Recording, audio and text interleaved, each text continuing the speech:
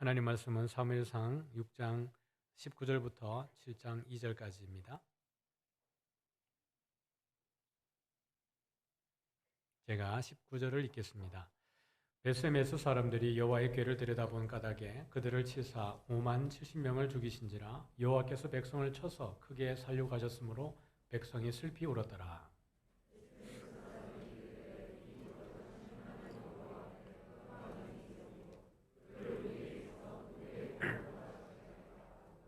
전령들을 기럇 여아림 주민에게 보내어 이르되 블레셋 사람들이 여호와의 궤를 도로 가져왔으니 너희는 내려와서 그것을 너희에게로 옮겨가라.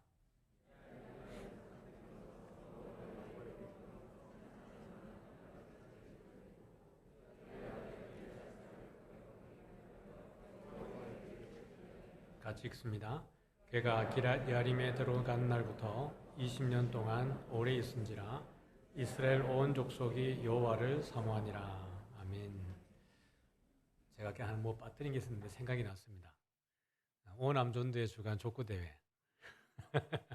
주법이 없어가지고 제가 빠뜨렸는데, 공 좀 찬다 하시는 분들은 6월 25일 날 나오시면 됩니다. 교제하기 참 이렇게 여러 가지 상황으로 어려운 분들이 있습니다. 이럴 때 운동하면 또 금방 친해지니까요. 우리 남자 성도님들은 모든 분들이 다 참여 가능하니까요. 굳이 운동은 못 하셔도 같이 이제 교제하기를 원하시는 분들은 이때가 참 좋은 시기이고 기회입니다. 우리 아내들이요, 잘 보내주시기 바랍니다. 그렇게 해서 교제하고, 그래서 맛있는 음식도 준비하셨다고 하니까요. 그렇게 즐거운 시간 보냈으면 좋겠습니다. 오늘 말씀을 보면 제목이 왜 하나님은 침묵하시는가라는 제목으로 말씀을 나누려고 합니다. 왜 하나님은 침묵하시는 걸까요? 여러분은 침묵할 때가 있죠. 여러분은 언제 침묵하세요? 사람들과 이렇게 대화를 또 주고받고 교제하다가 딱 입을 닫을 때 언제입니까? 삐져가지고 마음 상했을 때 그럴 수 있죠. 또 싸워서 그럴 수도 있어요. 그다음에 어떻게 보면 관계가 조금 불편해서 침묵할 수도 있습니다. 그것뿐만 아니라 서프라이즈를 할 때, 내 사랑하는 사람을 위해서 선물을 딱 준비하고 이벤트를 딱 준비해가지고 짠 이렇게 해야지 라고 할 때도 사실 침묵을 할 때도 있죠. 그러고 보면 침묵이라고 하는 것은 반드시 부정적인 의미만을 내포하는 것도 아니고 또 반드시 긍정적인 것만 아니고 삶의 그 컨텐츠가 있는 것입니다. 스토리 안에서 이것이 해석이 되어질 수 있겠죠. 하나님의 침묵도 마찬가지가 아닌가라는 생각을 합니다. 하나님이 침묵하실 때 반드시 하나님이 화가 나서만이 아니고 또 하나님의 또 다른 계획하심이 있을 때에도 침묵하시는 경우들이 있죠. 오늘은 오늘 본문 가운데에서 하나님의 침묵을 한번 보았으면 좋겠습니다. 설교 프리뷰를 이제 5분 이하로 매주 저희 준비가 하고 있는데요. 그게 세 가지 질문을 제가 던져놓고 이렇게 풀어가고 있습니다. 첫 번째 질문이 그것이죠. 언약궤는 왜 20년간 아비나답의 집에 머물러 있는가? 7개월 동안 블레셋 땅에 들어가가지고 하나님이 그냥 블레셋을 초토화시켰습니다. 맞죠? 그 블레셋 신들이 여호와라고 하는 신을 전리품으로 잡아갖고 끌고 와가지고 그들의 신전에 집어넣고 이긴 줄 알았는데, 이 여호와라고 하는 신이 블레셋을 7개월 머무는 동안 거의 뭐 블레셋을 쑥대밭을 만들어 놓고 그냥 유유히 그냥 나오시는 겁니다. 그렇게 하셨던 하나님이 도대체 더 많은 일들을 하실 수 없으셨는가? 베세메스로 왔을 때 베세메스에 있던 사람들조차도 어쩌면 이 여호와의 언약궤에 대한 생각이 하나의 나무 상자 정도로 여겼을까요? 아주 귀하게, 분명히 이 언약궤는 금으로 다 도금이 되어져 있는 것이고, 그렇게 되어 있음에도 불구하고 베세메스 사람들에게 언약궤는 어떤 의미였을까요? 그들이 이 언약궤를 열어서 보았다가 얼마나 어떻게 되는 거예요? 여기 과로 5만 70명이 죽었더라. 이 과로를 치는 이유는 어떤 사본에는 이 5만이라는 숫자가 들어가 있고 어떤 사본에는 이 그냥 5만이라는 것이 빠져 있기 때문에 괄호를 쳐놓은 겁니다. 그런데 확실한 것은 몇 명은 죽었어요? 70명은 죽었습니다. 그런데 이것을 성경 기록하기를 여호와께서 백성을 쳐서 크게 살육하셨으므로 라고 이야기하고 있습니다. 그러니까 학살당하듯이 많은 사람이 한꺼번에 죽어져 나간 것이죠. 베세메스 사람들은 도대체 어떤 심정으로 이걸 열었던 것일까요? 블레셋 사람들도 그 마음에 일말에 여러분 희망이 뭐였냐 그러면, 야, 우리 땅에 임한 이 놀라운 재앙이 여호와라고 하는 신 때문은 아니었을 거야라는 기대감이 요만큼 있었습니다. 그래서 베셈에서 경계까지 따라갔다니까요. 이 언약궤가 떨어지기를 기다릴까 싶어가지고. 그러면 베셈에서 사람들은 이 언약궤를 맞이했을 때 그들의 입장에서도, 야, 이 하나님은 대단한 분이 맞는데 정말 대단한 하나님이 맞을까? 도대체 이 안에는 뭐가 있을까? 싶어서 이것을 훅 열어보게 된 건 아닐까요? 어쨌든 이 일을 통해서 베셈에서 사람들은 큰 공포와 두려움 가운데 놓이게 되었습니다. 20절을 한번 같이 읽어보겠습니다. 같이 읽죠. 시작. 베셈에서 사람들이 이르되 이 거룩하신 하나님 여호와 앞에 누가 능히 서리요? 그를 우리에게서 누구에게로 올라가시게 할까 하고. 여러분은 하나님을 어떻게 믿으세요? 혹시 하나님이 안 계실 수도 있지 않을까라고 믿는 분은 계시지 않습니까? 하나님은 반드시 계신 거 맞는데, 그래서 여러분이 이 자리에 계시는 거고 예배드리고 헌금드리고 다 하는 거 맞는데, 그럼에도 불구하고 여러분 마음속에 하나님이 안 계실 수도 있지 않나? 라는 마음이 있는 분들이 있지 않을까요? 네. 여러분이 죄를 반복적으로 짓고 싶은데 그게 여러분에게 좀 편한데, 죄를 지으려니 자꾸 내게 불편한 존재가 있습니다. 그게 누구예요? 없으세요? 하나님이 자꾸 걸리는 거예요. 내가 이 죄 짓고 좀 마음 편하고 싶은데 죄 짓는데 죄 짓는 족족 내 마음에 자꾸 죄책감이 드는데 하나님이라는 존재가 자꾸 내 마음에 부대껴서 그래요. 그럴 때 죄를 자꾸 지어봤는데 내 회개해도 별일 안 일어나는데 하나님이 뭐 진짜 안 계시기 때문에 이런 일이 안 일어나는 게 아닌가?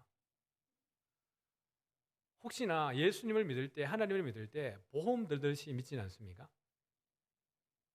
여러분 보험을 거의 다 들잖아요. 요즘 보험 안 드는 사람이 거의 없는데. 근데 여러분이 든 보험의 그 항목에 맞게 예를 들면 일상의 잔잔한 병원 가는 것 이외에 아주 중대한 그 병에 들어서 여러분이 들은 보험을 제대로 그냥 그 효과를 보는 경우들이 몇 명이 있을까요? 사실 그 보험의 혜택을 안 보는 것이 가장 좋은 것이에요. 왜냐하면 그 병에 들지 않는 것이니까요. 그럼에도 불구하고 보험을 안 들자니 나중에 이런 일 생기면 집안이 풍비박산 날 것 같고, 들자니 내 평생에 이런 일 없을 것 같은데 들자니 아깝고, 이 고민 속에 그래도 덜어놓으면 나중에 일이 생길 때 뭐 혜택은 보겠지. 하나님을 안 믿으려니 자꾸 죄책감은 있고, 믿으려니 그 마음속에 진짜 계신 것인가 라는 그 의구심은 계속 남아들고, 그래서 하나님을 꼭 보험 들듯이 어차피 뭐 내가 한번 믿어보고 천국 가면 다행이고 죽었는데 천국 웃으면 그만이지 뭐, 이런 심정으로 예수 믿는 것은 아닐까요? 오늘 베세메스 사람들이 도대체 어떤 심정으로 이 하나님의 언약궤를 열어본 것이겠습니까? 그런데 그들이 생각했던 것과 전혀 다르게 열었더니 이들이 생각했던 것과 전혀 다르게 하나님의 살아계심, 하나님의 진노, 하나님의 그 역사가 그 현장에서 그대로 일어났는데 그것은 심판의 상황으로 이루어지게 된 것입니다. 5만 70명. 5만은 앞에 있는지 없는지 모르겠지만 어쨌든 성경은 큰 살육이 그 가운데 일어나게 되었고, 이 일을 통해서 베세메스 사람들은 그 마음속에 하나님에 대한 두려움이 그들을 엄습하게 되었습니다. 하나님은 그러고 난 이후에 도대체 아비나답의 집에서 기럇 여아림으로 옮긴 그 아비나답의 집에서 왜 20년 동안 가만히 계시는 걸까요? 충분히 하나님이 사무엘을 통해서 말씀하실 수 있었습니다. 사무엘이 어렸을 때에는 하나님의 말씀이 희귀하여서 이상이 흔히 보이지 않더라라고 이야기했습니다.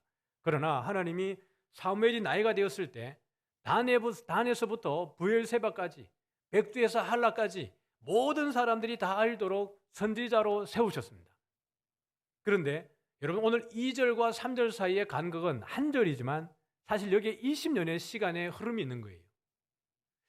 저는 이 아비나답의 집에 있다가 다윗이 다윗성으로 옮길 때까지의 시간이 20년인 줄 알았는데 성경을 가만히 보니까 그게 아니고 아비나답의 집에 있은 지가 20년이고 거기서 나와가지고 다윗성까지 가게 된 것은 시간이 훨씬 더 깁니다.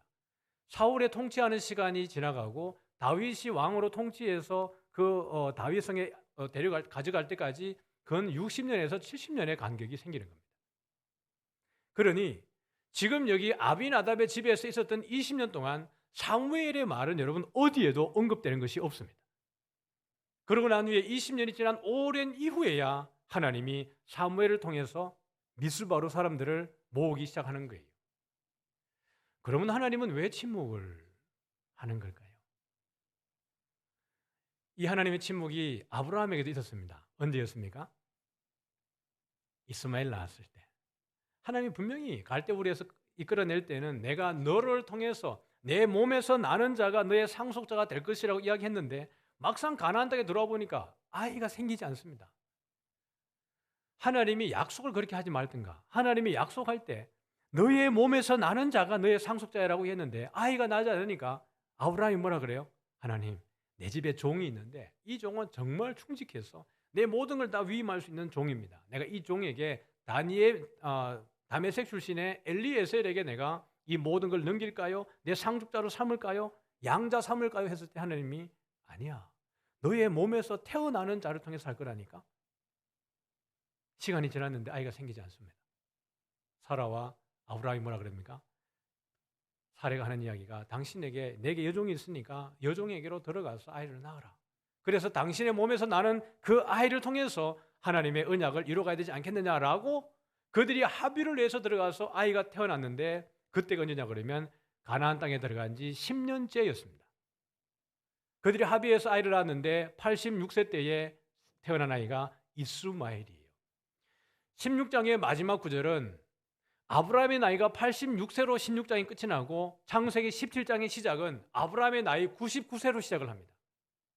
한 절밖에 차이가 나지 않는데 거기에서 13년의 간격이 생겨져요. 그때에 하나님이 아브라함에게 하신 첫 마디가 뭐냐 그러면 나는 전능한 하나님이다. 이게 하나님이 13년을 침묵하고 침묵을 깨는 첫 마디가 나는 전능한 하나님이다 라는 메시지입니다. 히브리어로 말하면 아니는 나라는 뜻입니다. 아니, 엘샤다이. 이게 하나님이 13년의 그 조용한 침묵 가운데 하신 첫 마디예요. 하나님은 거룩하신 분이니 너는 내 앞에서 행하여서 완전하라라고 이야기합니다. 완전하라는 말은 흠결 없이 살아라라는 뜻이에요. 여러분, 이 엘샤다이가 얼마나 중요한 단어냐 그러면 샤다이라고 하면 거룩한이라는 뜻입니다. 거룩하신 하나님. 그래서 우리가 셰마 이스라엘이라고 하는 그 신명기 6장 4절부터 9절까지의 말씀을 알지 않습니까? 들으라 이스라엘아 라는 그 말씀을 알지 않습니까? 내가 길을 갈 때든지 누워 있을 때든지 앉았을 때든지 언제든지 그 말씀을 강론하고 가르치라고 하지 않습니까? 그것을 내 손목에 매며 내 이마에 붙여서 표를 삼으라라고 이야기합니다. 그걸 테필린이라고 말하는데 이 나무 상자를 붙이는 거예요. 이마에도 달고 여기 팔뚝에도 붙이는 겁니다.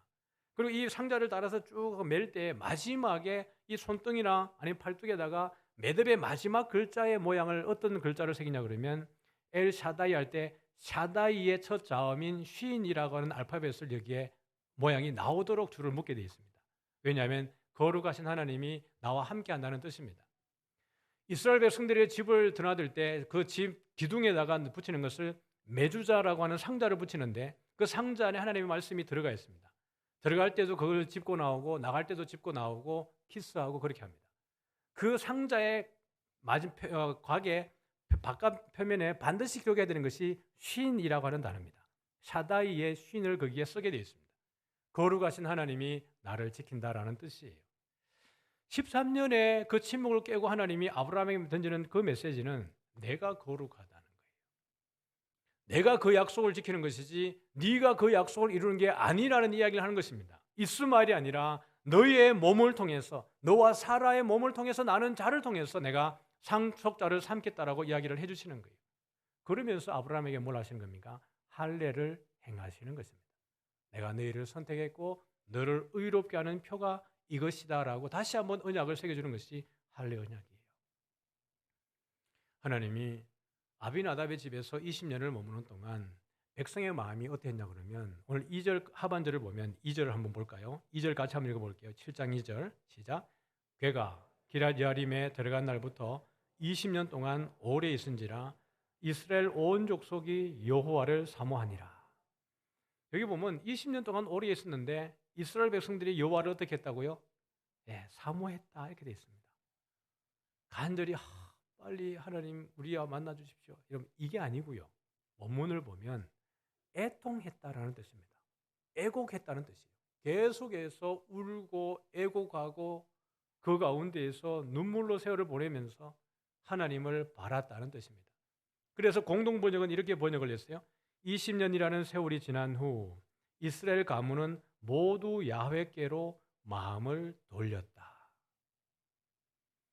여러분 시대적 상황을 보면 이해가 되어지는 것이죠. 사사기에는 그때는 이스라엘의 왕이 없으므로 사람이 어떻게 해요? 각기 자기 소견에 옳은 대로 행하였더라 라고 이야기를 하고 있습니다. 하나님이 왕이 아니고 하나님이 주인이 아니고 하나님이 우리의 전체 통치자가 아니고 하나님이 보이지 않으니까 사람들이 자기 소견에 옳은 대로 행했다는 거예요. 자기 중심적으로 살았다는 이야기입니다. 그런데 하나님이 여러분 블레셋 땅에 있다가 7개월 있다가 나오셔가지고 베셈에서 사람들을 이렇게 70명을 죽이고 만약에 그냥 그들 가운데 또 다른 역사를 하셔서 바로 이스라엘 백성들 가운데로 안으로 훅 들어오셨다 그러면 백성들이 어떤 마음이었을까요? 여전히 그 마음의 변화 없이 놀라운 기적을 보고 이적을 보고 마음에 큰 감동을 받았겠지만 여전히 회개함 없이 그대로 아마 지내지 않았을까요? 그런데 하나님이 잠잠하시니까 이들의 마음이 불안하기가 그지없습니다. 몇 년 동안요? 20해 동안. 저희 선배 세대의 우리 남성분들이 늘 하시는 얘기가 있었습니다. 군대 가면 안 맞으면 잠을 못 잤다는 거예요. 참인지 뻥인지 모르겠는데 어느 정도 일리는 있는 것 같아요. 점호할 때마다 두들겨 팼다는 거죠.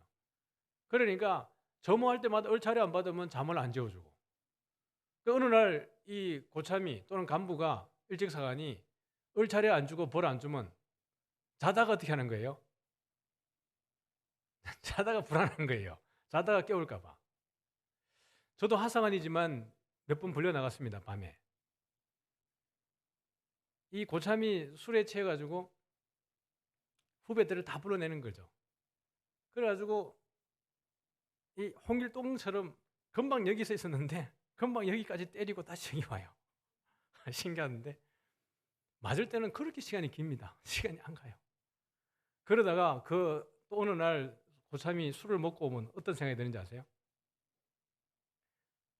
집합을 안 시키면 불안한 거예요. 왜냐하면 새벽 2시에 부르면 그게 더 힘드니까 차라리 그냥 맞고 자는 게 편하다는 거죠. 아마 제 선배였던 남성분들이 군대 갔을 때 그런 심정이 아니었겠습니까? 점호할 때마다 머리빠가 다리 올려 팔굽혀펴기 하고 뜀뛰기 하고 그렇게 해야 잠을 재우는 그런 시절이 있었다면 차라리 그걸 미리 하는 것이 나은 거예요. 오늘 20년 동안 하나님이 침묵하는 것은 이들에게 고통입니다. 여러분 사무엘을 하나님이 선지자로 세웠다면서요. 말씀이 희귀한 그 시대에 사무엘을 세워서 하나님의 말씀이 단에서부터 브엘세바까지 충분히 전해질 수 있었습니다. 그런데 성경에는 어느 한 구절도 그 시간에 사무엘이 말씀을 선포한 적이 없습니다. 이 침묵은 이스라엘 백성들로 하여금 자기들을 보게 하는 시간이었습니다. 왜 이 일들이 우리에게 일어났는가? 사랑하는 성도 여러분, 하나님의 침묵이 여러분에게도 있겠죠. 지금 여러분이 어쩌면 하나님의 침묵의 시간을 경험하고 있는지도 모르겠습니다. 하나님이 내가 처음 예수 믿을 때 그렇게 많은 이적도 보여주고 기적도 보여주고 은혜도 은사도 너무 많이 경험하게 해서 그때는 눈만 감으면 기도만 하면 하나님의 그 신비한 세상을 너무 많이 경험하고 그렇게 했는데 어느 순간인가 하나님이 나에게 음성으로도 들려주지 않고 감동으로도 주지 않고 메시지로도 주지 않고 하나님이 안 계신 것처럼 가만히 계신 적을 경험하신 적은 없습니까? 아니면 지금 그 과정을 경험하고 계시지는 않습니까?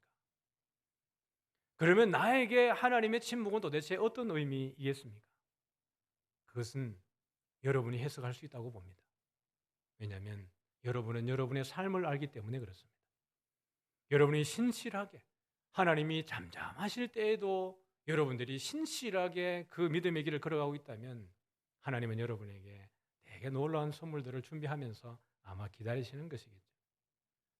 여러분들이 많은 죄악을 짓고 죄를 짓고 하나님이 불편할 것을 뻔히 알면도 불구하고 그것을 반복적으로 계속해서 그 일들을 하면서 왜 하나님은 나에게 응답하지 않는 걸까? 왜 하나님은 나에게 메시지를 주지 않으시는 것일까? 그때에는 한때에는 나에게 환상도 보여주고 이적도 보여주고 내가 기도하면 그 모든 것 덜 응답하셨는데 왜 지금은 나에게 응답하지 않는 것일까? 그 이유를 여러분은 알고 계십니다. 저는 몰라도 그것을 해석할 수 있는 능력이 여러분에게 있습니다. 하나님의 침묵의 의미가 무엇인지. 적어도 오늘 성경에서는 하나님이 왕이 없을 때 사람들이 자기 속에 내 옳은 대로 행하던 그 사람들에게 도대체 너희들이 언제까지 너희 속에 내 옳은 대로 행할 것이냐라는 것이에요. 모든 것을 다 하실 수 있는 하나님이 이스라엘 백성들의 손 하나 까딱한 것도 없이 블레셋에서 나오신 그 하나님이 왜 아비나답의 집에 20년 동안 잠잠하는 것일까요? 두 번째 질문.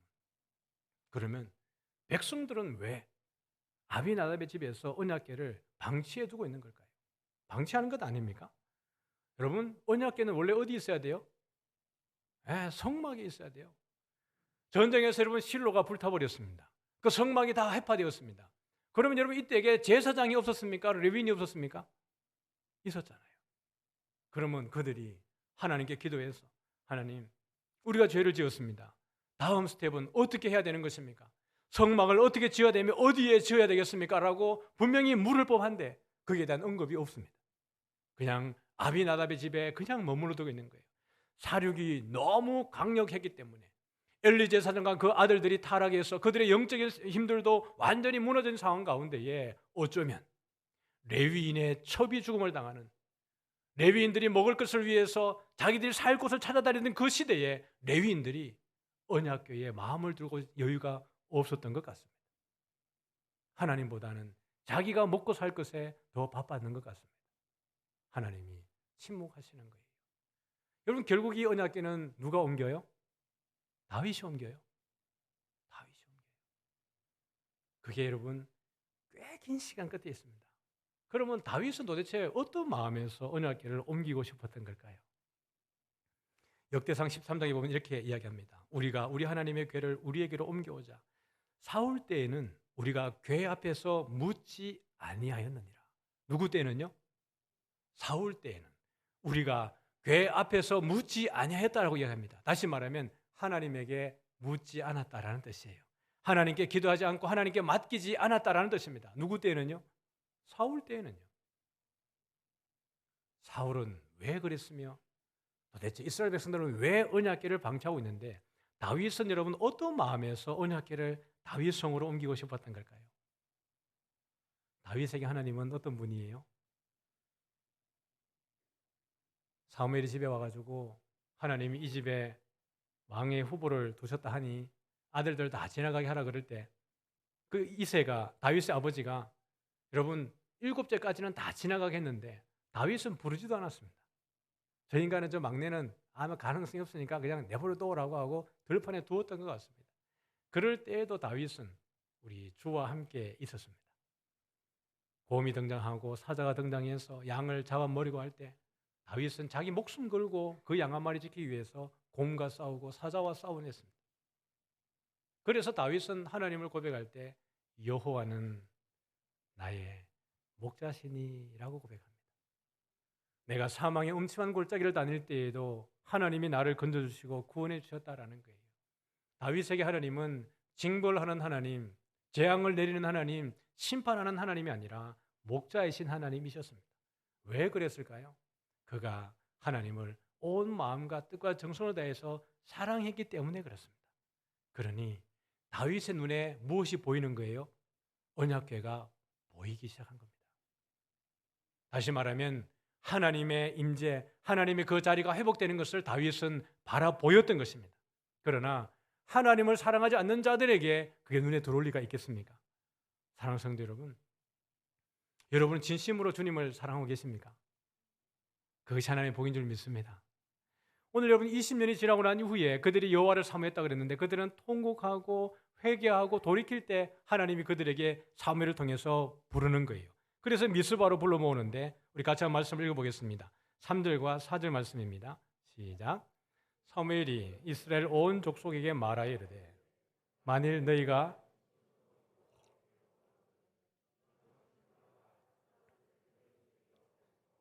너희 마음을 여호와께로 향하여 그만을 섬기라. 그리하면 너희를 블레셋 사람의 손에서 건져내시리라. 이에 이스라엘 자손이 바알들과 아스다롯을 제거하고 여호와만 섬기느니라. 사무엘이 여러분 언제 이스라엘 백성들을 불러 모으냐 그러면 온 마음으로 그들이 여호와께 돌아왔을 때, 그들이 회개했을 때, 그때 하나님이 사무엘을 통해서 말씀을 주시는 거예요. 준비가 안 됐는데 그냥 준 것이 아니라 그 20년이라는 긴 침묵은 이스라엘 백성들이 자신들을 돌아보고 회개하고 하나님 앞에 그 간절한 마음으로 심령이 가장 가난해졌을 때, 하나님 없으면 우리가 살아갈 수 없습니다라는 그 마음이 그들에게 생겨지고 회복되어졌을 때 하나님이 사무엘을 통해서 부르시는 겁니다. 그래서 사무엘이 하는 이야기가 무엇입니까? 만일 너희가 전심으로 여호와께 돌아오려거든. 거짓으로가 아니라 이제 깨달았냐? 정말 여호와 없이는 너희들이 살 수 없다는 걸 이제야 깨달았느냐? 근데 정말 너희들이 그렇게 해서 하나님께 돌아오려거든 이방신들과 아스다롯을 너희 중에서 어떻게 하고요? 제거하고 오직 그만을 섬기라 라고 이야기를 하고 있습니다. 그들이 그렇게 간절했기 때문에 그 우상을 제거하고 하나님을 섬기는 일이 가능했습니다. 만약 그들의 간절함이 없었다면 사무엘의 말이 그들에게 들렸겠습니까, 여러분? 들리지 않는 것이에요. 여러분, 회개는 우리의 삶의 변화를 반드시 수반합니다. 믿음이라고 하는 것은 우리의 삶의 변화를 반드시 따라오게 하게 되어져 있어요. 내 말이, 내 생각이, 나의 세계관이, 나의 가치관이, 나의 행동이, 나의 모든 삶의 반경에 변화가 반드시 일어나게 되어져 있습니다. 믿음이라고 하는 명사는 믿는다라고 하는 동사가 실천되어질 때 의미가 있습니다. 내가 예수님을 믿습니다라고 할 때 나는 믿음이 있습니다라고 하는 것이 내가 예수님을 믿습니다라고 하는 이 동사의 형태가 내 삶에서 실천되어지지 않고 행위가 일어나지 않을 때 믿음이라고 하는 것은 추상적 개념에 머물러 있습니다. 내가 예수 믿습니다라는 것이 내 삶에 어떤 변화를 가져왔습니까? 예수님을 알기 전에 나와 예수님을 알고 난 이후에 나의 삶이 어떤 변화가 생겨진 것입니까? 예수님을 그 하나님의 사랑 가운데서 만난 이후와 그 만나기 전에 내 삶이 도대체 어떤 변화가 있는 것입니까? 똑같은데 그냥 신앙 고백만 있겠다고요? 그건 여러분 아무런 의미가 없는 것입니다. 나는 행함으로 내 믿음을 너에게 보일 테니까 너의 믿음을 너는 행함으로 보이라 그랬어요. 야고보가 그 얘기를 했습니다. 요한이 행함이 없는 믿음은 그 자체가 죽은 것이라 그랬습니다. 그게 어떤 형태이든지 간에 하나님이 우리에게 주는 그 가운데에 내 삶의 변화는 매일매일 일어나야 되는 것입니다. 우상을 제거하고 너의 정욕을 제거하고 너의 욕심을 제거하고 수단으로 목적으로 하나님을 믿는 그 모든 방편으로서의 그 신앙을 다 버리고 내가 살든지 죽든지 내 몸에서 그리스도가 존귀하게 되기를 원한다고 했던 그 바울의 고백이 우리의 고백이 되어지기를 주의 이름으로 축복합니다. 사는 것이 그리스도니 죽는 것도 유익하다. 사는 것이 그리스도다. 공동 번역은 그것을 이렇게 했습니다. 그리스도는 내 생의 전부입니다. 로 번역을 했습니다. 여러분, 저는 돈을 많이 가져본 적이 없습니다. 권세도 가져본 적이 없습니다. 근데 제가 너무 분명히 알겠는 것은 돈이, 권세가 저에게 참 안식을 주지 못한다는 건 정도는 압니다. 그런데 이것이 여러분과 혹시 네가 돈을 안 가져봐서 그래, 권세를 못 가져봐서 그런 얘기하지 라고 할 수 있을지 모르겠습니다. 근데 돈을 가지고 계신 분이 부자가 또는 권세를 가지고 계신 분이 정말 신실하게 살아가고 그것에 연연하지 않고 정말 초연하게 믿음으로 살아가기 위해서 애쓰는 모습을 보면 내가 생각하는 것이 헛된 것은 아니구나라는 것을 알겠어요. 돈에 매이지 않고 돈의 노예가 되지 않고 그것을 그저 하나님이 주신 복으로 알고 그것을 잘 쓰는 사람들이 있습니다. 그냥 그걸 쓰면서도 자기 드러내지 않고 권세 부리지 않고 정말 따뜻하게 그리스도의 마음으로 주변을 돌아보는 부유한 일들도 있고 권세 있는 분들도 많습니다. 여러분, 부유함이 복입니다. 맞죠? 배 아프십니까? 부유함이 복입니다. 권세가 복입니다. 맞죠? 여전히 배 아프신가 보네요. 저는 여러분들이 다 부자 되기를 바랍니다. 그래서 매번 헌금 기도할 때마다 여러분의 부유함을 진심으로 빕니다. 여러분의 부유함이 하나님의 나라의 선을 위해 쓰여지게 하기 위해서 여러분이 부자가 되기를 기도하는 겁니다. 그러면 가난한 것이 복이 아닙니까? 권세가 없는 것이 복이 아닙니까? 아닙니다. 다 복이에요. 가장 귀중한 복은 내 안에서 그리스도가 존귀하게 되어지는 것이 여러분 가장 귀한 복인 줄 믿으시기를 바랍니다. 내가 많은 것을 가지고 있어도 그게 내 정욕과 내 욕심이면 그건 없는 게 나아요. 여러분이 가난한데도 불구하고 그 가난 때문에 여러분들이 하나님 바라보지 못하고 정말 여러분 세상에 그 욕심에 매여 있다 그러면 그 가난은 여러분에게 저주가 됩니다. 그러나 그 가난이 아무런 여러분 신앙에 방해를 주지 않고 여러분 삶에 방해를 주지 않고 하나님 앞에 신실하게 나아가는 그 과정이라면 그것 또한 여러분이 복인 줄 믿으시기를 바랍니다. 사무엘은 미스바로부터 베델과 길가를 다니면서 그들에게 하나님의 말씀을 가르치면서 다스렸다라고 이야기를 하고 있습니다. 여러분, 하나님을 사랑하지 않으면 하나님이 보이지 않습니다.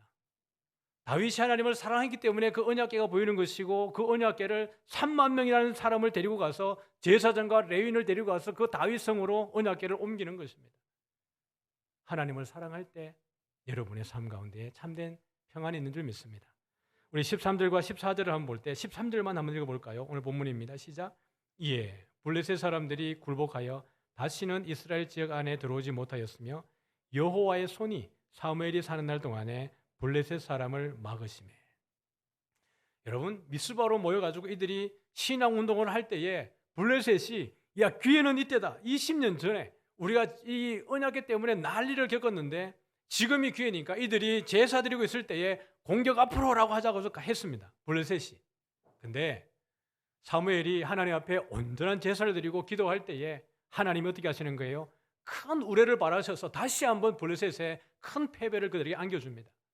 그래서 오늘 본문 말씀이 무엇입니까? 여호와의 손이 사무엘이 사는 날 동안에 블레셋 사람을 막으시매.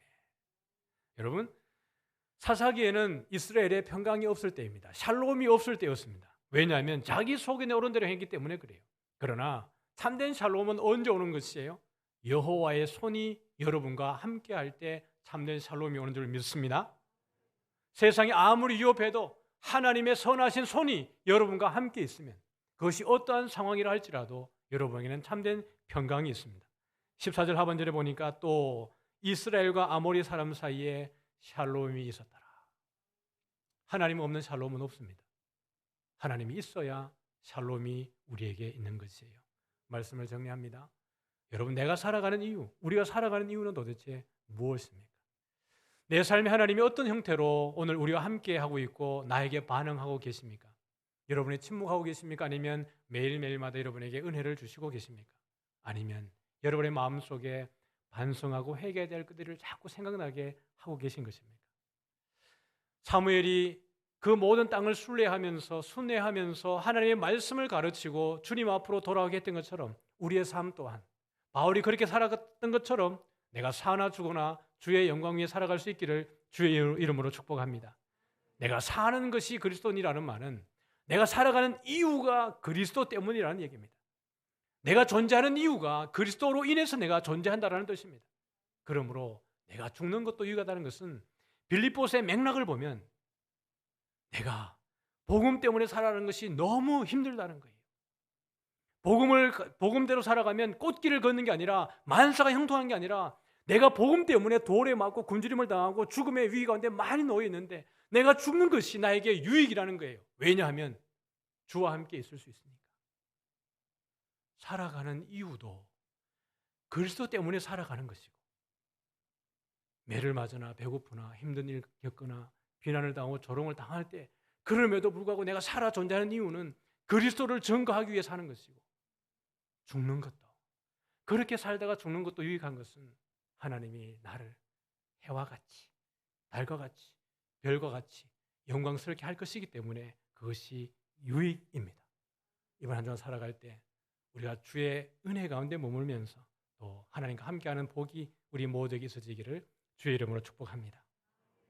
우리 다 같이 나 찬양할 때에 내가 지금까지 지내온 것은 주의 은혜라 우리 찬양하겠습니다.